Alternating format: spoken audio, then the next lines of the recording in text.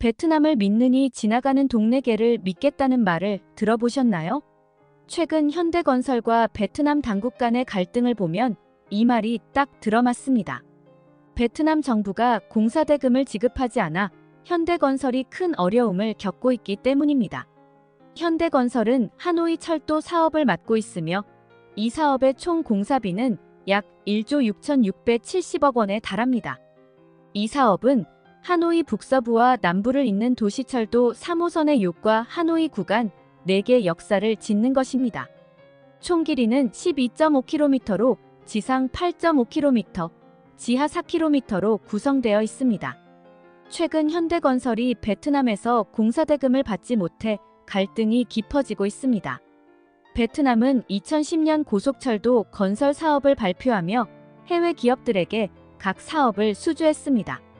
지영즉 투원 하노이시 인민위원회 부위원장은 지하철은 교통 체증이 심한 하노이의 대중교통 흐름을 바꿀 게임 체인저가 될 것이라며 앞으로 현재 교통 수요의 45%가량을 지하철로 흡수하겠다고 밝혔습니다. 응우엔 반타인 교통부 장관 또한 세계 40대 도시 중 지하철을 운영하지 않는 국가는 방글라데시와 우리 베트남뿐이다.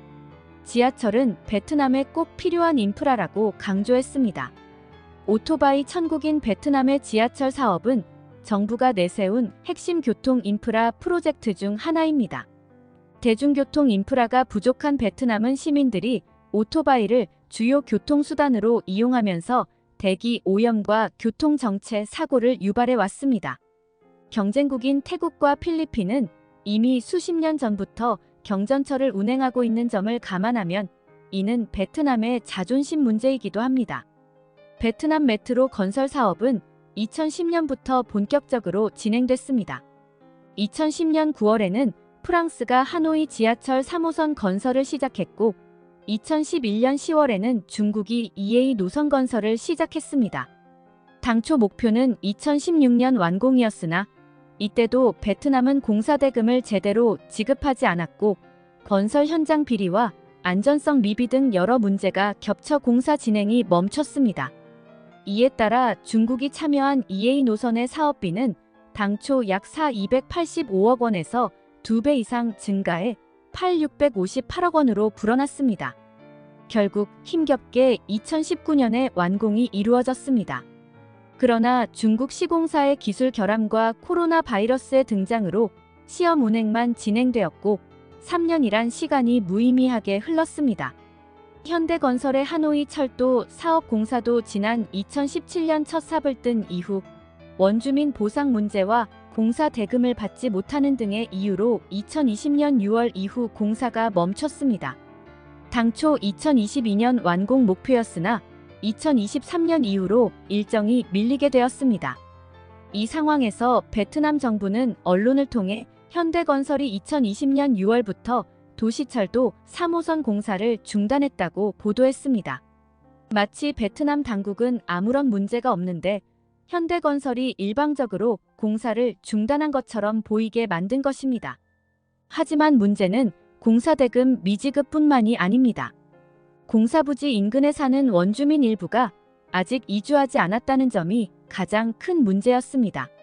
베트남 당국은 원주민에게 보상을 해줘야 하지만 그런 돈이 없었던 것입니다. 더욱이 베트남 당국은 원주민 이주 문제를 현대건설에 해결하라고 책임을 떠넘겼습니다. 하노이 당위원회 서기관 금연 딘띠엔 중은 도시철도 3호선 공사 현장을 찾아가 오는 2025년까지 호선 전 구간의 운영을 예정대로 맞춰야 한다며 내년에는 우선 지상 구간 공사를 완료해 개통하고 지하 구간도 일정에 맞춰 추진해야 한다고 현대건설을 압박했습니다. 또한 공사 중단에 대해서는 당국과 지역당위원회가 책임감을 느끼며 문제 해결에 집중해야 한다고 하면서도 현대건설 측에도 문제 해결에 대한 구체적인 방안을 마련해 달라고 요청했습니다. 현대건설은 이에 마지막 카드를 꺼내 들었습니다. 피해 보상을 요구하며 법적 절차를 밟겠다는 의사를 밝힌 것입니다. 현대건설 측은 당국의 피해 보상이 이루어지지 않을 경우 국제 중재를 요청할 것이라는 단호한 의사를 전달했습니다. 공사 지연에 따른 피해 보상 금액으로 약 150억 원을 청구하며 만약 보상이 없으면 법적 절차를 밟겠다는 입장을 보였습니다. 이에 베트남 당국은 현대건설의 강경한 대응에 당황하며 곧바로 대응에 나섰습니다. DBN 중 하노이 당위원회 서기관은 장애물을 해결해 사업 속도를 높이기 위해 노력하겠다고 발표했으며 내중 히에우 부위원장은 현대건설의 실제 피해 규모에 대한 정확한 평가를 위해 현재 계약자들과 이 문제를 논의하고 있다고 밝혔습니다. 아울러 현대건설 측의 우려를 해소하기 위해 특별위원회도 구성했습니다. 일각에서는 베트남 당국에 대한 부정적인 시선이 많습니다. 하노이 지하철의 이번 공사 지연이 단순히 원주민들과의 합의 문제보다는 정치적 변수에 따른 노선 변경과 부정 부패 등 여러 복잡한 상황이 작용하고 있다는 것입니다. 이 때문에 해결이 쉽지 않을 것이라는 우려가 나옵니다. 혹여 현대건설 측과 협의가 잘 된다고 하더라도 공사대금과 손실보상금 전액을 돌려받기는 어려울 것이라는 전망도 있습니다. 하노이에서 지하철 2호선 토목 공사를 담당했던 한국하청업체 대표는 이번 사태를 두고 예상했던 결과라면서 동남아시아에서 그리고 사회주의 국가에서 가장 큰 문제는 계약서가 아무런 의미가 없다는 점이다. 공사대금을 제때 못 받는 일은 일상이라고 지적했습니다.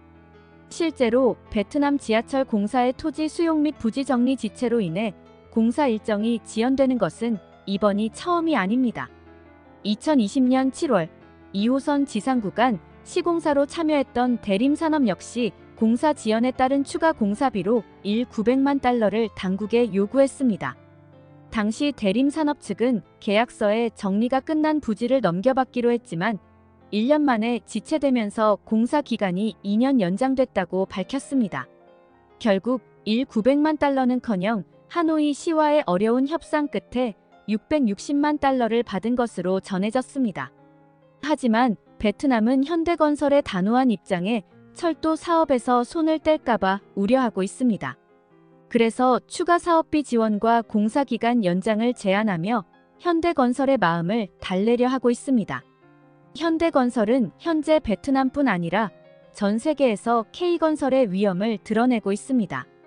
현대건설은 최근 싱가포르, 미얀마, 홍콩, 필리핀, 파나마 등에서 총 1조 원 이상의 철도 공사를 수주하며 철도 건설 글로벌 강자로 자리매김하고 있습니다. 현대건설은 베트남 공사를 신경 쓸 여력도 없이 바쁜 상태입니다. 새로운 먹거리를 찾기도 바쁜 상황에서 후진적인 베트남 정부의 마인드에 스트레스를 받을 필요가 없습니다. 최근에는 660억 원 규모의 필리핀 남북철도 공사도 수주했습니다. 필리핀은 현대건설의 높은 기술력을 칭찬하며 대형 철도 공사를 수행한 경험이 풍부한 점을 강점으로 꼽았습니다. 이에 따라 현대건설은 세계 유수의 경쟁사를 제치고 시공권을 따낼 수 있었습니다. 이뿐 아니라 현대건설은 파나마의 초대형 메트로 사업도 따내며 파나마 시장을 개척하는 쾌거도 이루었습니다. 파나마 메트로 3호선 공사는 베트남 공사비보다 훨씬 큰 3조 3천억 원 규모입니다. 이런 상황을 알기에 베트남 정부는 현대건설이 손절하고 떠날까봐 노심초사하고 있습니다. 베트남 정부는 교통정체와 대기오염 문제를 해결하기 위해 2030년까지 하노이와 호치민 시 전역에 전철을 보급할 계획을 세워놨습니다. 하지만 멈춰진 지하철 공사 현장에 흉물스럽게 방치된 오토바이는 그들 눈에 보이지 않는 듯합니다. 베트남 대중교통의 미래는 마치 코로나만큼이나 답답해 보입니다. 베트남이 과연 현대건설의 손을 잡고 문제를 해결할 수 있을지 지켜보겠습니다.